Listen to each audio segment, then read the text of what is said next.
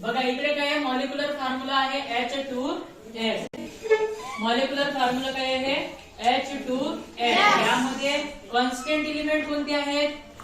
Hydrogen element. ठीक आहे. मग X च्या ठिकाणी हायड्रोजन व्यतिरिक्त दुसरा काय आहे? X म्हणजेच काय होईल? सल्फर. ठीक आहे.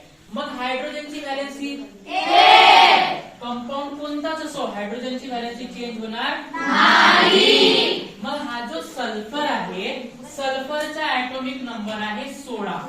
सल्फर S येते, सल्फर मध्ये स येते, स वरून 16. सल्फरचा ऍटॉमिक नंबर किती आहे? 16.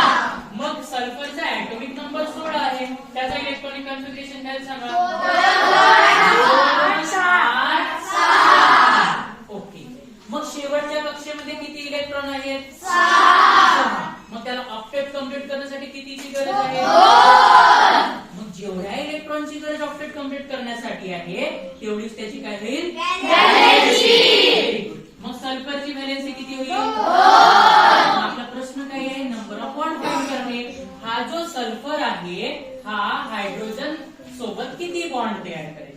तर बघा इथे लिहून दिलेला आहे valency is equal to number of bond. म्हणजे जेवढी सल्फरची व्हॅलेन्सी तेवढेच तो हायड्रोजन सोबत बॉन्ड तयार करेल. मग व्हॅलेन्सी 2 आहे तर नंबर ऑफ बॉन्ड किती होणार? 2. म्हणजे सल्फर हायड्रोजन सोबत किती बॉन्ड तयार करणार आहे? इथे 2 बॉन्ड करणार आहे. किती? 2. समजला?